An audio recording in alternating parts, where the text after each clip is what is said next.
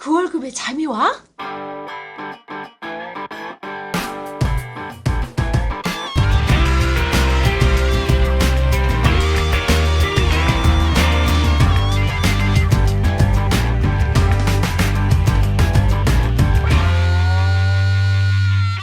네, 안녕하세요. 그 월급에도 잠이 구하는 방송 예머니 스토리 TV 뭉치 양승입니다. 반갑습니다. 예, 반갑습니다. 네. 미래형 꼰대 김광주입니다.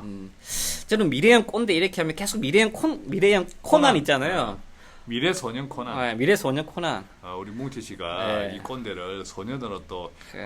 이미지 동기화 시켜주니까 그렇죠. 싱크로 기분이 아주 좋습니다. 그죠? 소죠, 소. 예. 개 돼지가 아니라 소. 소. 예. 자, 그래서 우리도 그런 거 한번 있으면 좋겠지 않았어요? 그 머니 스토리 TV 주제곡인 거지. 달려난 코난. 미래 꼰대. 아유, 혹시라도 뭐 그런 거에 대해 제작을 자, 우리나라 또 네. 세법이 또 바뀌죠. 바뀌었어요. 세법은 사실은 우리 요즘 이제 세법에 대해서 과거에는 네. 한 10년 전으로 시간을 거꾸로 돌려볼까요? 세법 개정되는 거 아무도 신경 안 썼습니다.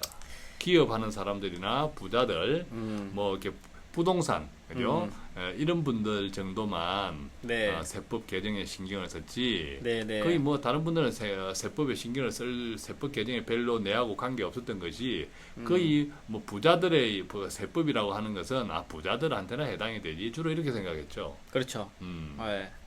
근데 요즘은 세법 개정이 네. 전부 다 이게 민감한 그죠? 그런 이슈가 돼버렸는데 네. 그만큼 반대로 이야기하면 정부가 세금에 대한 압박이 점점 그렇죠. 심해진다는 거예요. 물론 개정세법에 보면 세금을 조금 이제 더 돌려주는, 낮추어주는 그런 것도 있지만 전반적으로는 전체적으로 보면 정부의 세수가 계속 필요하기 때문에 네. 잠시 어떤 경제 부양이나 이런 등등을 통해서 어떤 경제 부양이나 이런 어떤 특별한 목적을 위해서 세금을 낮추기도 하고 그렇죠. 이번에 그 배당세 기업 그죠 대기업들 배당을 많이 하기 위해서 뭐 배당 세율을 낮춘다든지 이런 네. 등등을 하고 있는데 네.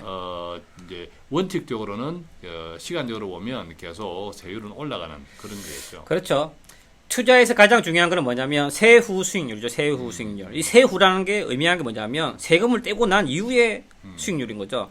그만큼 투자에서도 세금이 굉장히 중요하다 이거죠. 예, 그래서 어차피 수익 내기 힘든 판국에 세금이라도 우리는 아껴서 절세를 해야 된다. 이게 세대인 거죠. 예. 네. 그래서 이번에 나온 그 세법 개정안을 보면서 우리가 어떻게 좀 합리적으로 우리 자산을 좀 불려나갈 수 있을지 한번 금융과 관련된 것들만 간략하게 한 두세 가지 정도만 추려서 한번 말씀 나눠보도록 하겠습니다. 첫 번째, 연금저축, 퇴직연금, 세액공제 한도 확대. 우선은 이제 아까도 네. 얘기했지만 이게 개정세법에 이 네. 개정세법에 어떤 것을 효과를 어떤 목적으로 그렇죠. 세법을 개정하느냐를 한 번 더 조금 정리하고 넘어가면요. 그렇죠. 목적을 한번 그죠? 볼 필요 있을 것 같아요. 네. 아까 우리나라가 이제 세법 개정에 얘기했어요. 원래 세금에 대한 정책은 전 세계적으로도 네. 이 세금 정책을 어떻게 하느냐에 따라서 시중에 돈이 많이 풀리고 또 기업 자금이 어떻게 원활하게 이런 것들은 많이 관계가 있죠. 맞습니다. 관계가 있다 보니까 때로는 이 세법을 세금 정책을 가지고 경기 부양을 시키기도 하고 또 너무 인플레된 경기. 경기 그죠? 너무 물가 인상, 물가 네. 올라가지고 너무 인플레된 이런 시장을 또 위축시키기도 하고 많은 그렇죠. 역할을 하는데 그러다 보니까 이 세법 개정을 많이 하는 거예요. 자주 그렇지. 하는데 이번에는 어쨌든 다 아시다시피 다 힘드니까 그죠? 힘드니까 개인과 기업과 가정들의 이런 여유 자금들을 많이 좀 확보시켜 주려는 네. 그런 정책, 그런 목적으로 일단 세법을 개정한다 이렇게 네. 취지를 알고 있으면 좋겠습니다. 근데 상당 부분 꼼수가 있는 것 같아요. 많은 물론, 꼼수가 네, 있는 것 같아요. 물론 꼼수는 있죠. 자, 첫 번째 꼼수. 퇴직연금 세액공제를 한도를 확대해준다. 이게 무슨 꼼수가 숨어 있을까요? 퇴직연금 세액공제 한도를 확대해 준다. 당연히 꼼수가 있죠. 네. 정부가 개인의 은퇴 이후에 어떤 재정에 대해서는 우리가 점점 책임지기가 힘들다라는 메시지가 강한 메시지가 담겨 있기도 하죠. 그렇죠. 그래서 이게 이제 중요한 측면인 것 같은데요. 자, 중요한 거는 예전에는 소득 세액공제 혜택을 준 게 연금저축 관련 상품들에 대해서 연간 400만 원까지 소득공제 혜택을 줬습니다. 근데 중요한 거는 그 400만 원이라는 한도가 그 개인연금저축과 그다음 퇴직연금에 대한 추가 불이익에 대해서 합산해서 400만 원이었습니다. 근데 이번에 그 한도를 늘려준 거죠. 예. 700만 원으로 늘려준 겁니다. 700만 원으로. 근데 이제 여기서 꼼수가 나오는 거죠. 그러면 예전에는 개인연금 저축이랑 퇴직연금 추가 불이익분에 대해서 합산해서 400만 원인데, 그러니까 이번에 700만 원 늘었으면, 그러면 개인연금 저축도 늘려야 되는 거 아닌가. 근데 중요한 거는 그게 아니라, 개인연금 저축에 대해서는 400만 원 놔두고, 즉, 퇴직연금에 대해서만 추가로 개인이 불입하는 금액을 300만 원까지 소득공제 혜택을 준다 이거죠. 세액공제 혜택을 준다 사실 이거죠. 우리가 지금 네. 이제 이게 퇴직연금에 대해서 이 제도를 잘 알고 있는 분이 많지 않아요. 그렇죠. 왜냐하면 이것을 퇴직연금을 적용하고 있는 사업장이 주로 대기업들 중심으로 그렇죠. 적용하고 있고, 네. 뭐 그렇기 때문에 일반 어떤 중소기업 또는 개인 자영업 이런 분들은 이것을 알 필요도 없고 알 수도 없는 거죠, 사실은. 그렇죠. 이렇게 관심 밖의 일이죠. 네. 그런데 그 퇴직연금에 대해서 300만 원 한도를 늘려서 총 700만 원으로 늘리면서 그 늘리는 폭을 퇴직연금으로만 이렇게 늘릴 수 있다라고 해둔 것은 사실은 상당 부분 요것에 대해서 혜택을 얻을 수 있는 사람이 제한되어 있다. 그죠? 예, 근데 그럼에도 이걸 관심을 가져야 되는 이유는 뭐냐면 일단 2016년까지 퇴직연금 그 중소기업 그 불입을 강제화시키고 있어요. 즉 300만 원 이상 기업에 대해서는 퇴직연금을 의무화시키기 때문에 일단은 관심 가질 필요가 있습니다. 자, 그래서 한번 볼게요. 내가 퇴직연금에 가입이 안 돼 있다. 회사가 그러면 어차피 해당 사항 안 되는 게 그분들은 해당 사항 없어요. 예. 근데 퇴직연금이 가입되어 있다. 그러면 일단 중요한 거는 많은 분들이 퇴직연금이 가입되어 있는지도 모르는 거죠. 그래서 그렇죠. 일단 예. 실직을 잘 몰라요. 우리 회사가 돼 있는지 안 되는지 모르니까 우리 회사가 퇴직연금이라는 게 가입되어 있는지를 먼저 한번 확인해 보시고요. 만약에 가입되어 있다면 DB형과 DC형 이 두 가지로 가입이 되어 있을 겁니다. 이제 DB형은 이제 말 그대로 확정급여형이라 불리는 거고, DC형은 확정기형이라 불리는 건데, 이 DB형과 DC형의 이제 차이점에 대해서는 저희 그 머니스토리 TV 예전에 과거에 그 녹음한 방송에 보면 퇴직연금에 대해서 잘 정리한 게 있습니다. 그걸 참고해 보시고요. 중요한 거는 이번 퇴직연금 300만 원은 추가 납입에 대해서 혜택을 주는 거죠. 회사가 내주는 거에 대해서 혜택이 있는 게 아니라 개인이 추가 불입을 해야 돼. 자, 그러니까 우리가 이제 네. 여기서 DB형, DC형을 30초로 간단히 정리해 보면, 네. DB형은 과거의 퇴직금하고 똑같다고 보면 돼요. 그래서 네. 과거의 퇴직금을 회사가 이제 별도로 이제 불려서 돌려주겠다. 이런 것이 바로 DB형이에요. 그러니까 회사가 아무리 불려도 과거의 퇴직금 기준에 또 그 퇴직금 기준에 돈만 돌려받을 수 있는 것이 직원 입장에서는 DB형이고, 그죠? 네. DC형은 회사가 매 1년마다 직원한테 주는 그 퇴직금을 매 1년마다 정산을 해서 직원한테 줘버리는 거예요. 주고 그렇지. 땡. 네. 주고 땡. 그러면 그 받은 직원이 또 회사로부터 받은 1년 동안에 1년마다 또 지급받는 그 퇴직금을 개인의 책임으로 그렇죠. 책임으로 운영하는 것이 바로 DC형이죠. 그죠? 아주 깔끔한 정리 감사드립니다. 그래서 근데 중요한 거는 이제 DB형은 추가 불입이 안 돼요. 추가 불입이 안 돼요. 회사가 책임지는 거기 때문에 그렇죠. 추가 불입이 안 돼요. 그럼 이렇게는 불입하면 DB형이면 추가 불입 안 계산이 되는데 어떻게 해야 되냐면 그렇지. 여기 이제 잘 정리돼 있죠. IRP 즉 개인 퇴직연금 계좌를 새로 만들어야 됩니다. IRP 계좌인 IRP. 거죠. 예. 개인적인 리타이어먼트 펜션, 예, 개인 퇴직계를 만드셔야 되는 거고요. 즉 DB형으로 가입돼 있으신 분들은 내가 소득공제 한도 300만 원을 추가 불입하겠다 싶으시면 IRP라는 계좌를 따로 만드셔야 됩니다. 그러니까 이게 DB형은 아까 이야기한 대로 회사가 운영을 하고 그렇지. 과거의 퇴직금 구조하고 같다고 생각하시면 그렇죠. 되는데 그러다 보니까 회사가 따로 넣어줄 수가 없는 거예요. 그렇죠. 구조가 안 돼 있죠. 그래서 필요하면 그 직원이 개인적으로 별도로 계좌를 틀어야 되는 거고 자기 그렇죠. 계좌를 그럼 그렇죠. 자기 돈을 내야 되는 거지 회사가 주는 것이 아니라 DC형은 회사가 내한테 어차피 매년 퇴직금에 해당하는 돈 내한테 내 계좌로 쏴주니까 쏴주죠. 거기다 내가 그냥 추가 불입할 수 있는 거죠. 그렇죠. 그렇게 추가 불입해도 되고 아니면 따로 만들어도 자, 되고요. 문제는 네. 회사가 퇴직연금 자체에 가입되어 있지 않는 경우죠. 그렇죠. 않는 네. 경우는 추가 불입 자체가 안 되는 거예요. 그죠? 그러면 이렇게 고민할 수도 있죠. 오케이. 그러면 DB형이면 내가 추가로 IRP를 계산하면 되는 거고 DC형이면 추가 불입을 하면 되는데 그러면 300만 원을 내가 넣어야 되냐 이거지. 네. 어떠세요? 넣어야 될 것 같아요? 꼰대 씨 생각 어떠세요? 자, 첫째는 이제 네. 좀 거시적으로 보면 그렇지. 우리가 퇴직연금 제도는 사실은 좋은 제도죠. 그렇죠. 나중에 우리가 은퇴 소득을 확보하자는 차원이고 지금 현재의 수익의 일부를 은퇴 이후로 이연시키는 그런 과정이잖아요. 그런 상품이잖아요. 그죠? 네. 예, 퇴직연금은. 네. 근데 이 퇴직연금이라는 것은 그러다 보니까 당연히 장기 상품이고 그렇죠. 이런 여러 가지 베네핏을 주는 이유 자체도 정부의 어떤 이게 은퇴 이후에 이런 많은 그런 재정적인 책임을 정부가 지는데 한계가 있기 때문에 민에 떠막히는 거죠. 그렇죠. 민에 증가하는 것인데 네, 네. 그래서 이런저런 혜택도 주는데 이게 넣기는 쉬워도 한번 넣었다 그러면 빼고 이렇게 운용하는 데는 물론 퇴직연금도 일부 추가 중도 인출 네. 예, 그것도 가능하도록 되어 있습니다만은 상당히 조건들이 기본의 일반의 어떤 금융 상품에 비해서는 예, 상당히 제한되어 있다. 네. 운용하기가 힘들다. 그래서 철저하게 장기적인 현금 흐름, 그죠? 예, 그것을 감안을 해가면서 그렇지. 또 이런 세제 혜택까지 본 것들은 나중에 잘못하면 나중에 또 다 토해내야 되나, 그죠? 네. 예, 그런 또 번거로움도 있기 때문에 네. 종합적으로 장기적인 현금 흐름을 잘 판단하면서 결정해야겠죠. 맞습니다. 퇴직연금은 돈을 한번 넣으면 55세 이후에 연금으로 받으셔야 돼요. 그 이전에 뺄 수는 있어. 자기 의지에 따라서. 그러면 중요한 건 15% 기타 소득세를 물어야 돼, 그지? 원리금 포함해서.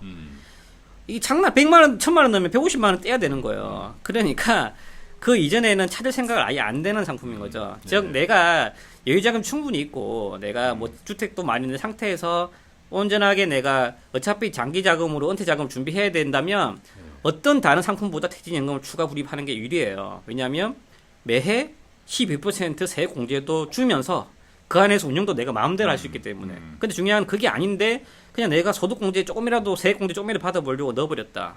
그럼 돈이 없으면 어떡할 건데?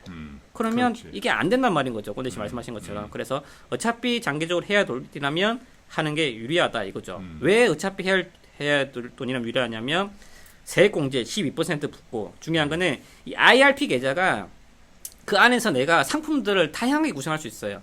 은행 상품도 할 수 있고 증권 상품도 할 수 있고 보험 상품도 할 수 있는데 중요한 거는 만약에 우리가 증권사 상품들을 했을 경우에는 그 안에 채권형 아니면 주식형, 주식 혼합형 다양한 100여 가지 펀드들을 우리가 마음대로 선택을 할 수 있다 이거죠.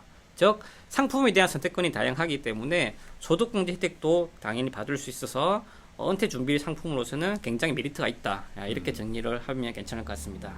네. 자, 어쨌든 퇴직연금 계좌에 300만 원을 불입할 수 있는 형편이 되는 사람들은 참 행복한 사람들이에요.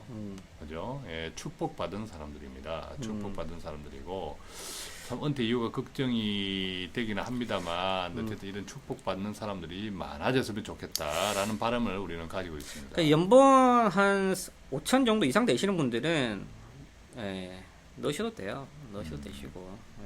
어쨌든 이제 장기적인 현금 흐름, 네. 재무 계획들을 잘 살펴가면서 장기적인 것들에 대해서는 판단하시고 덥석 물었다가는 이빨 빠집니다.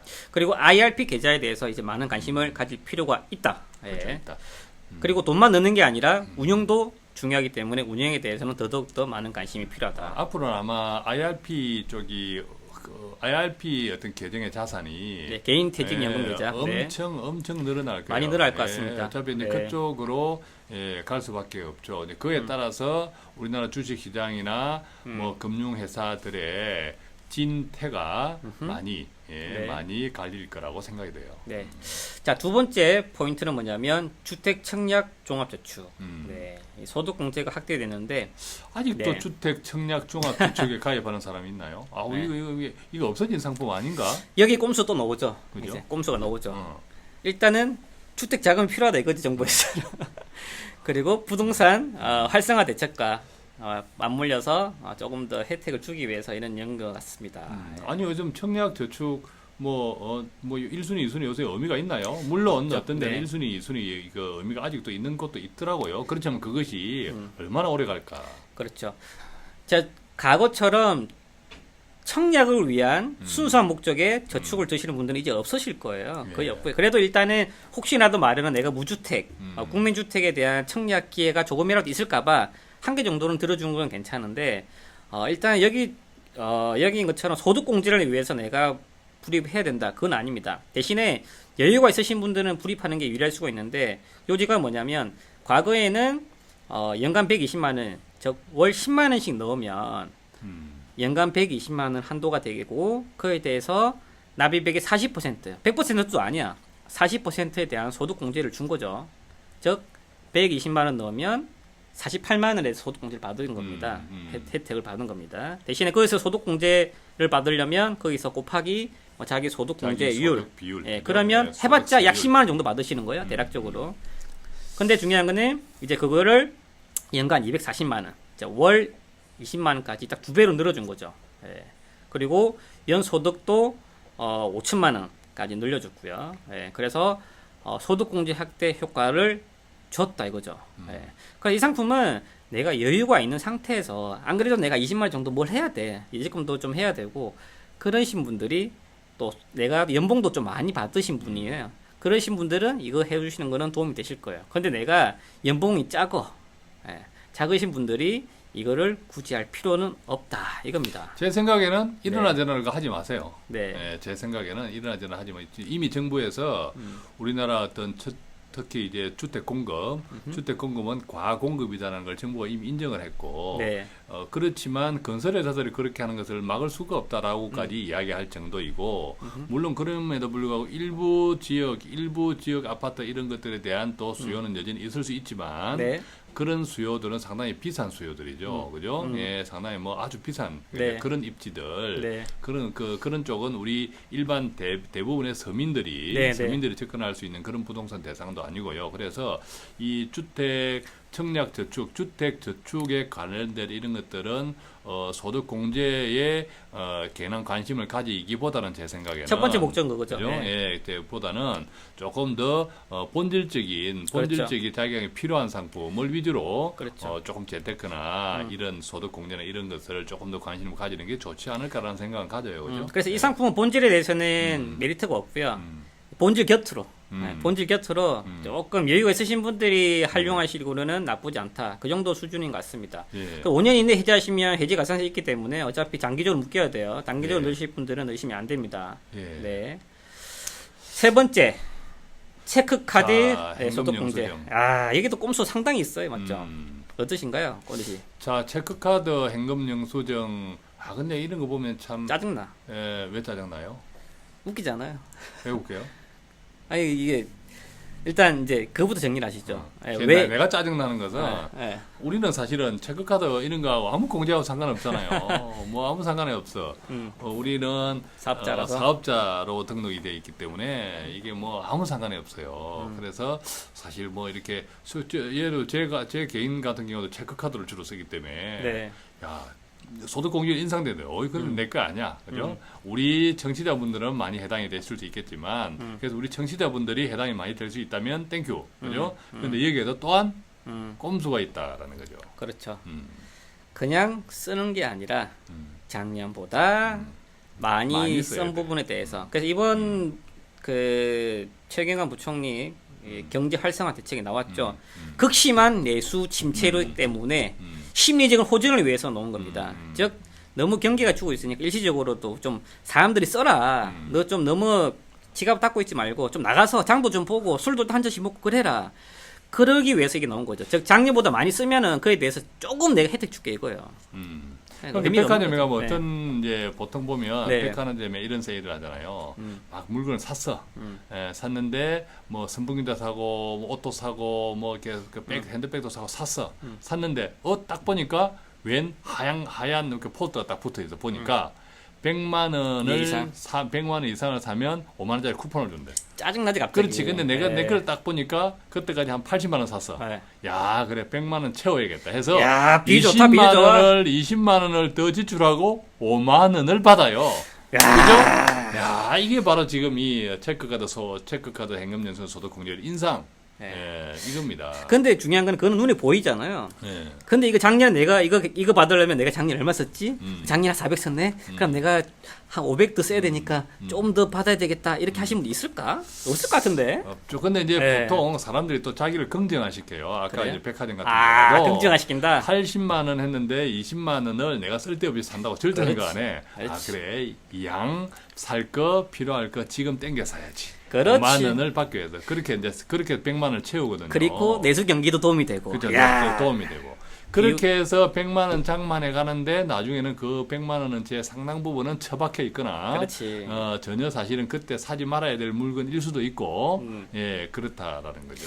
그래서 결론은 차라리 그냥 안 받고 안 쓰는 게 유리하다. 예, 소비자 입장에서는 예, 그렇게 정의 내리고 싶습니다.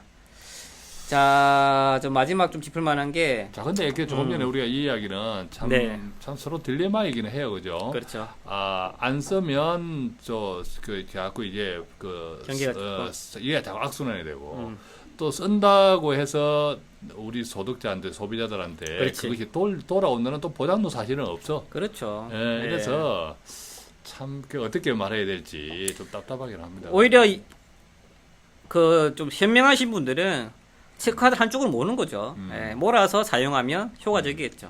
예. 아니 그래서 제 네. 생각에 이런 생각 들더라고. 네. 그죠 뭐 이제 대기업들 대기업들 곳간에 잉여금으로 돈 쌓아두지 말고 그렇지. 좀 이게 좀 풀어라. 배당도 많이 하고 시중에 돈이 돌게 대기업 네. 그 곳간에 있는 돈을 가져와라. 네. 그래서 뭐 배당 세율도 떨어뜨리고 한다는데 그러지 말고 또 이 우리 개인 소비자들한테 힘들어 죽겠는데 뭐 체크카드 등등 해가지고 꼼수 부리지 말고 네. 아예 대기업이 자기들 돈 가지고 다른 물건을 왕창 사. 왕창 사. 왕창 그렇지. 사가지고 뿌려줘. 직원들한테도 나눠주고 좋다. 왕창 사. 네. 아, 그럼 좋지 않을까. 그렇지. 비용 처리도 그죠? 되고. 네, 그러면 뭐 경기도 살아나고 또 직원들한테 여행도 보내줘. 그죠? 자기들 돈으로. 금고에 쌓여있는 곳간에 쌓여있는 자기들 돈으로 직원들한테 여행도 보내줘. 그죠? 예, 그리고 휴가 보내면서 보내서 듬뿍 줘. 뭐 그렇게 하면 되잖아요. 그런 사람 있을란가 모르겠다. 진짜. 아유. 근데 맨날 예. 서민들 보고만 자꾸 많이 써야 깎아줄게, 뭐 쿠폰 줄게. 이것은 조금 가슴이 아파요, 그죠? 네. 음. 그리고 보면 또 꼼수한 게 나오죠.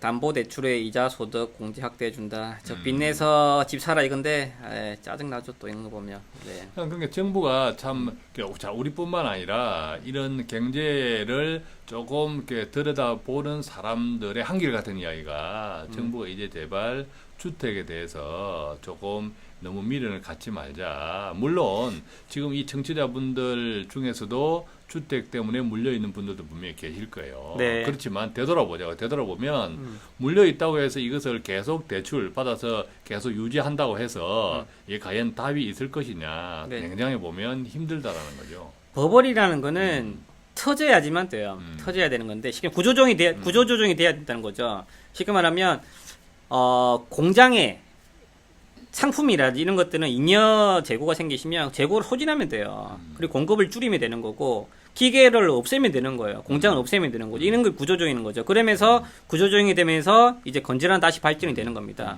근데 부동산은 또 중국에서 유일하게 통제가 안 되는 게 부동산이라고 하는데 부동산은 부실 수가 없어. 그럼 어떻게 가만히 있는 거 부셔요, 부셔. 오히려 부시면 더 큰 거 짓는데? 맞죠? 자, 그렇기 때문에 중요한 거는 이게 쉽지가 않다 이거죠. 그러려면 이런 구조조정이라는 관계, 버벌이 해소되는 과정이 필요한데, 그걸 이제 돈을 다시 주입해서 인위적인 부양을 하려고 하면, 물론 단기적으로는 부양이 되겠죠. 궁극적으로는 골마트기네, 골마트지. 표현이 좀 정확하죠. 골마트진다. 그렇죠. 네. 예. 그러니까 사실은 이게 네. 터질 것은 터져야 치료가 되는 거예요. 네. 안 터지면 치료가 안 되고 계속 항생제 먹어야 되고 이게 부위가 더 커지는 거죠. 그래서 터지면 후유증은 또 더 커지는 거죠, 사실은. 그래서 정부가 사실은 이게 부동산에 대해서는 타이밍을 놓쳤다 이미 이제 그런 일반적인 이야기들이 많은데 그럼에도 불구하고 조금 이 부분에 대해서는 이제 정부가 조금 인정을 하면 좋겠다는 생각은 자, 드네요, 그죠? 금리는 인하를 했지만 이제 좀 있으면 다시 금리 인상 시기가 올 건데 다음번에 저희가 금리 인상 시기에 따라 일어날 경제 현상들에 대해서 한번 정리를 해드릴게요. 자, 비과세 네. 종합저축도 요건 괜찮네요, 어쨌든 그죠? 그렇죠. 예, 어떤 61세 이상 및 장애 요즘 이제 은행 금리가 너무 떨어지니까 네. 그나마 세금이라도 없다면 예, 그만큼 또 이익이 되는데 그죠? 예, 비과세 한도 5천만 원에서 61세 이상 및 장애인 대상으로 예, 비과세 종합저축 도입한 것은 요것은 괜찮네요. 그죠? 이거 하나는 괜찮아요. 이거는 이거 꼼수 하나. 없다. 네, 이거는 꼼수 없다. 대신에 다른 층들은 다 없애버렸어요. 생계인 그리고 저축을 다 밑에 없애버렸지. 있는 배당 소득 원천 징수 네. 세율 인하. 네. 그죠? 아까 요게 이런 이야기들이죠. 그렇죠. 이런 이야기들인데 네. 제발 기업들이 좀 이제 기업들이 좀 돈을 직접 풀면 좋겠어. 직접. 자꾸 이렇게 쿠션 먹여서 풀라고 하지 말고 참 그런 생각이 이제 들어요. 여기서 투자 포인트를 잡는다면 이제 점차 시세 차익이 아니라 인컴형. 즉 부동산도 시세 차익보다는 이제 수익형으로 가는 수익형. 비슷한 맥락인 것처럼 이제 예를 주식 투자 같은 상품들도 네. 매매 차익이 아니라 배당, 음. 배당을 통한 수입이 원천이 그렇죠. 중요한 소득원이 될 수 있다. 요즘 이제 네. 그래서 뭐 다 아시다시피 이제 부동산 임대 전세 이런 것도 전세가 급격히 줄어들고 거의 월세화돼 나가고 있잖아요. 네. 그죠? 예, 월세 사실은 뭐 네. 전세라는 것이 세계에서 유일하게 우리나라만 있는 제도이긴 한데 그렇죠. 네. 그래도 이게 우리의 문화죠. 맞습니다. 이게 문화인데 네, 네. 이런 현상들도 이렇게 여러 가지 측면에서 서민들이 일반 우리들이 살아가기가 점점 조금 답답한 시절이다라고 하는 것은 참 안타깝긴 합니다. 그죠? 네. 그래서 오늘은 이제 개정세법에 따른 세태급 요령, 크게 퇴직연금, 뭐 청약저축, 뭐 이게 좀 중요한 포인트였던 것 같습니다. 예. 네, 그래서 세법이라고는 계속 바뀔 거고 중요한 건 이번 것도 이제 국회를 통과해야 되는 거고요. 통과한 과정에서 또 어떻게 바뀔지 모르겠습니다. 또 경제에 네. 따라서 이것이 또 바뀔 수도 있고 예를 들면 이제 배당소득 원천징수세율 인하 같은 것도 또 시한에 정해져 있잖아요. 그런 네. 등등처럼 네. 이제 이 세법은 계속 바뀔 건데 어쨌든 이런 것들의 겉만 보지 마시고 네. 조금 전에 우리가 같이 나누었지만 그 속내도 그죠? 속내. 예, 속내. 그렇지. 예, 속이 썩었는지 안 썩었는지. 예, 속내도 조금 같이 생각하시면서 궁극적으로 우리 개인의 그죠? 네. 개인 가정들의 재정적인 네. 그런 또 평안이 그죠? 평화가 계속 유지돼야 되니까 네. 그런 것들을 냉정히 보고 판단하는데 오늘 이 방송이 도움이 되었으면 좋겠습니다. 네. 수고 많으셨습니다. 수고하셨습니다. 네, 감사합니다. 예, 다음 시간에 뵙겠습니다. 네.